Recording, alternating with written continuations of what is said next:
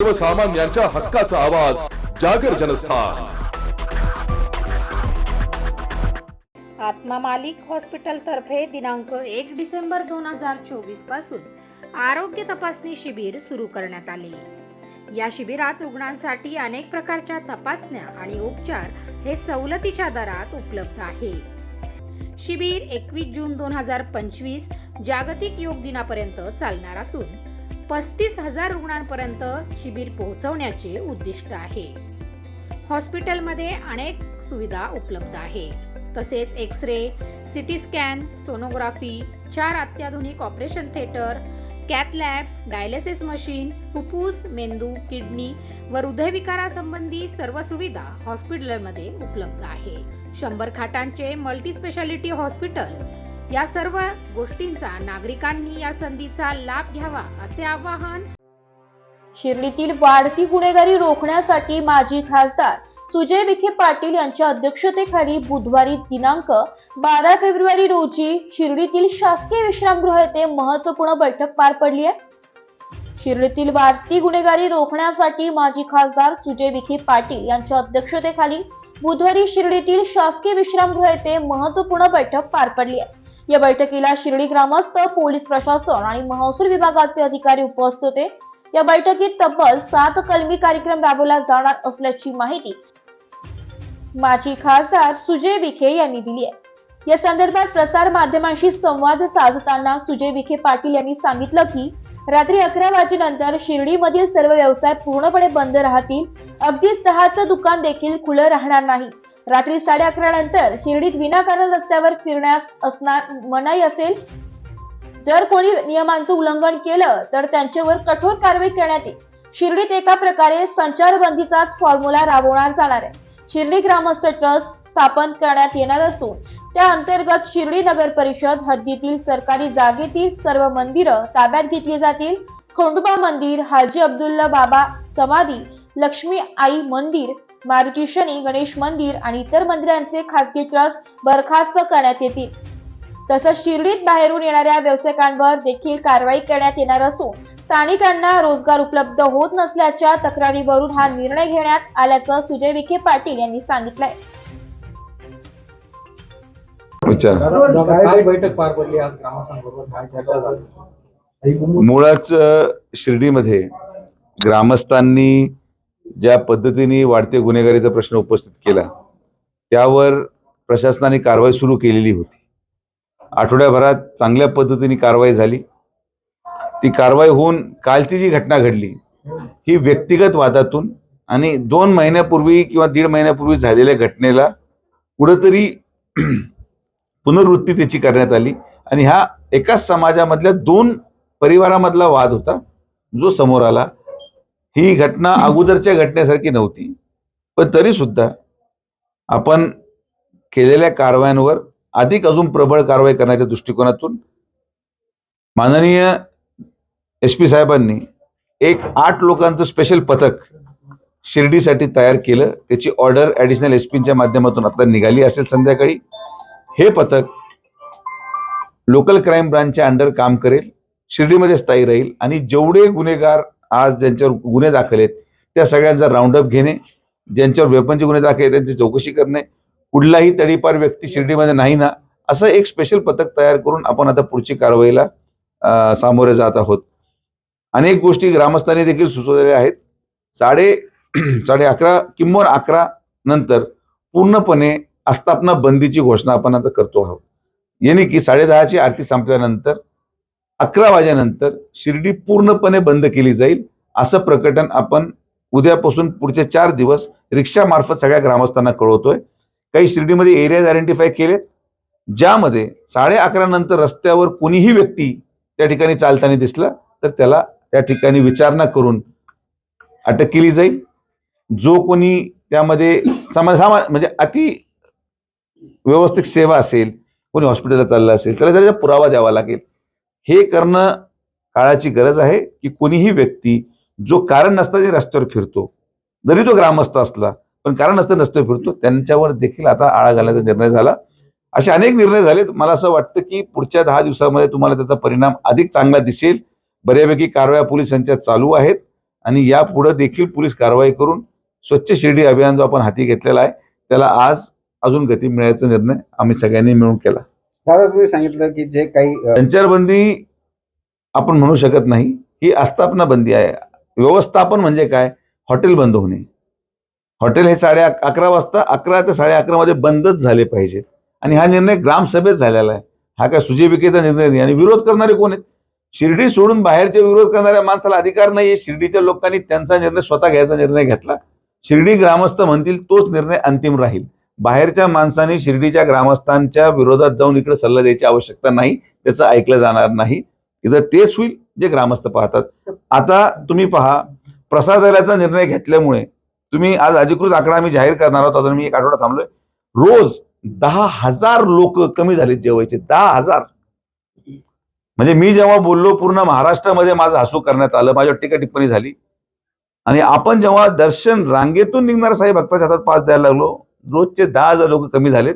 अजून याच्यामध्ये आम्ही मॉडिफिकेशन करणार आहोत की साई भक्तांनाच तो प्रसाद मिळावा. हे भोजनालय नाहीये, हे प्रसादालय आहे आणि प्रसाद भक्तांनाच मिळायचा अधिकार असतो, इतर कोणाला नाही. त्यामुळे साई भक्तांनाच तो प्रसाद मिळावा या दृष्टिकोनातून आज हा झालेला बदल आणि असे अनेक बदल येणाऱ्या कालावधीमध्ये आपल्याला पाहायला मिळतात. शिर्डीचे ग्रामस्थांनाही माहिती आहे की शिर्डीची सुरक्षतेची जबाबदारी ही माननीय नामदार राधाकृष्ण विखे पाटील साहेबांचीच आहे. आणि म्हणून जेव्हा प्रसादालयाचं वक्तव्य झालं, तुम्ही पहा, मला स्थानिक एकही माणसाने माझ्या विरोधात कधी बोलला नाही, कारण की त्यांना ही परिस्थिती माहीत होती.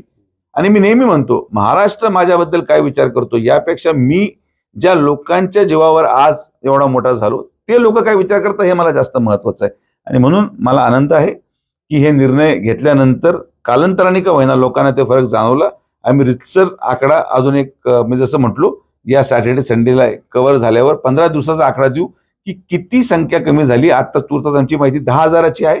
कदाचित 8,000 असेल, 5,000 असेल, फ्लक्च्युएट असतं, पण 5,000 मिनिमम आहे. 10,000 100% आम्हाला जाणवत आहे. नाश्ता पाकिटावर आपण आता पुढची कारवाई करणार आहोत. नाश्ता पाकिट मी स्वतः इथं एक अजून आमच्या भाई जगतापांचं आश्रम आहे बहुतेक तिथं, बरोबर, तर त्यांनाही मी विनंती केली की आपण देखील चार्ज जेवण ठेवा. ज्याने की काय आहे की तुम्ही विचार करा, ज्या दिवशी इथं लाईनीत 5 दिवस सुरू झालं, अख्खी गर्दी ते निमगावला पोहोचली, साई निवाराला. म्हणजे हा फरक आहे. ते भक्त नव्हते, पण ते हे जे गुन्हेगार प्रवृत्तीचे लोक जे फिरत होते हे ते होते. आणि म्हणून मी भाई जगतापांची स्वतः त्यांच्या भाई ठाकूरच्या व्यवस्थापनाशी मी चर्चा केली. म्हटलं तुम्ही देखील संस्थांनी घेतलेल्या निर्णयाप्रमाणे निर्णय घ्या. तुम्ही तुमच्या पालखीच्या दृष्टिकोनातून येणाऱ्या लोकांनाच तुम्ही तिथं सुविधा द्या, बाहेरच्या लोकांना देऊ नका. त्यांनी सहमती दाखवले, तेही आपण. पण जोपर्यंत हा एकत्रित प्रयत्न आहे, मी एकीकडे एक करतोय मग दुसरीकडे दुसरं एक जण करतोय. त्याचबरोबर शिर्डी नगर पंचायतला आता आपण टेंडर काढायला लावलंय. एक आपण एजन्सी नेमतोय, ज्या एजन्सीमध्ये शिर्डीचं सेन्सस केलं जाणार आहे. प्रत्येक घरामध्ये जाऊन प्रत्येक माणसाचं Aadhaar card, coupon, voter ID card, तो भाडोत्री राहतो का, तो इथला रहिवासी आहे का, मतदार यादीमध्ये त्याचा अनुक्रम क्रमांक, नंबर, अशी कंपनी आउटसोर्स करून पूर्णपणे 1 महिन्यामध्ये शिर्डीचा सेन्सस तयार केल्यानंतर जे लोक बाहेरचे, आता काल आम्ही हातगाड्या जप्त केल्या, त्या हातगाड्या जप्त केल्यामध्ये एक जण जळगावचा निघाला, एक जण धुळ्याचा निघाला, एक जण मालेगावचा निघाला. म्हणजे इथले रहिवासी नाहीच आहेत हे लोक. आणि म्हणून आम्ही हा निर्णय घेतला. हा सेन्सस झाल्यानंतर 1 महिन्यानंतर अजून अधिक कठोर कारवाई करायचा निर्णय झालेला आहे. आणि ग्रामस्थ आता या बाबतीत ठाम आहेत. आणि माननीय नामदार राधाकृष्ण विखे पाटील साहेब ग्रामस्थांच्या पाठीशी, सर्वपक्षीय ग्रामस्थ, ग्रामस्थ जे म्हणतील शिर्डीमध्ये तेच होणार. विषय कोण फोटो लावतं आणि त्याला आम्ही पाठबळ दिलं तर विषय आहे. फोटो लावायचा प्रत्येकाचा अधिकार आहे. काही गुन्हेगार संरक्षणासाठी आपला फोटो टाकतात, पण उद्या ज्या ज्या लोकांनी फोटो लावले असतील त्यांनी जर गुन्हा केला तर तो जेलमध्ये सापडणार. त्यांनी माझा फोटो लावू, गळ्यात माझं लॉकेट घालू, का त्यांनी त्याच्या घराबाहेर माझा पूर्ण मोठा फ्लेक्सबोर्ड लावला तरी कारवाई होणारच. त्यामुळे त्या बाबतीत त्यांना ते एवढं मोठं समाज आहे, सगळ्यांना कंट्रोल करणं मला शक्य नाही. पण गुन्हा झाल्यावर तो किती जरी माझ्या जवळचा कार्यकर्ता असून, नगरसेवक का असना, त्याला अटक होणार. सांगितलं की कंपनी आपण नेमतोय. नगर परिषदेवर प्रशासनावर भरपूर दबाव आता आलेला आहे. त्यांना पाण्याची सोय पाहिजे, कचऱ्याची सोय पाहिजे, अतिक्रमण पथक त्यांचं आहे. त्यामुळे आता हे जे कोमिक ऑपरेशन किंबोना प्रत्येक सेन्सस ज्याला म्हणतो आपण तयार करायचा आहे शिर्डीचा, तो आपण आउटसोर्स कंपनी, जाहिरात आता येईल 1 आठवड्यामध्ये, जाहिरात आल्यानंतर एक कंपनी नेमली जाईल. त्याचे 100 एम्प्लॉईज राहतील. प्रत्येक घरात घर टू घर जाऊन सगळं आम्ही सर्वे करू आणि जे लोक सापडणार नाही त्यांचे नावं परमनंटली मतदार यादीतून वगळण्याचा निर्णय घेतलाय.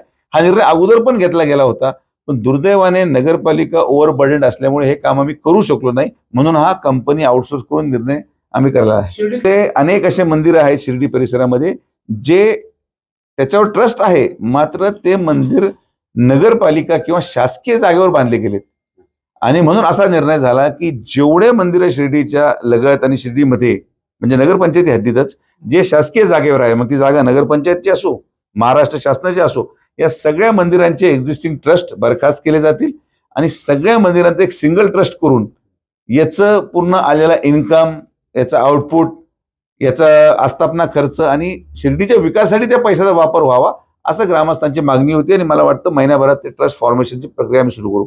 ते अतिक्रमण कुठलं हा मुद्दा आहे. शिर्डीमधलं अतिक्रमण 12 तारीखचं 15 तारखेला आता अतिक्रमण काढायला नोटीस रितसर दिलेल्या आहेत.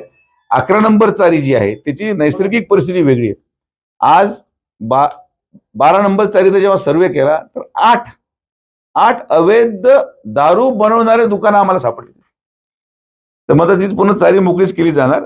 11 नंबर चारीचा विषय तिथं रहिवास आहे, तिथं लोक राहतात आणि म्हणून त्यांच्यामध्ये त्यांना कशी पुनर्वसनासाठी जागा उपलब्ध करून आपण द्यायचा निर्णय घेतला.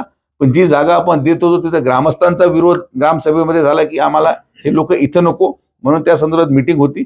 मला असं वाटतं आज न्यायालयामध्ये ती केस चालू आहे. न्यायालयाने जर स्टे दिला तर इरिगेशन आपली जागा मोकळ्या करण्यासाठी प्रशासन जी पुढे कारवाई करेल, मात्र लोकांचं पुनर्वसन पण होणं गरजेचं आहे. जे लोक 15-15, 20 वर्ष झालेत जे राहत आहेत. आता शिर्डीमध्ये देखील आम्ही आमचा नाला रोड असेल, आंबेडकर नगर असेल, पर्यायी जागा नगरपंचायत दिल्यानंतर जर लोक जात नसतील तर मग नगरपालिकेची चूक नाही, नगरपालिका कारवाई करणार. आम्ही तुम्हाला जागा देतोय, प्रॉपर डेव्हलप्ड जागा देतो राहायला, तरी तुम्ही अट्टास आहे की आम्ही इथंच राहणार, तर ते चुकीचं आहे. तर मला असं वाटतं ग्रामस्थांशी संवाद करून त्या लोकांशी संवाद करून ते लोक ऐकतील आणि नाही ऐकलं तर नाईलाजाचं अतिक्रमण काढायची मोहीम ही संपूर्ण अहिल्यानगर जिल्ह्यात घेतलेली आहे, तर ती शिर्डीमध्ये पण होईल. आता दुर्दैवी बाब हे आहे की एवढं मोठं सगळं अनेक वर्षापासूनच साठलेलं, जसं मी तुम्हाला म्हटलो, ह्या प्रश्न आहे, याला टप्प्याटप्प्याने आपण करू.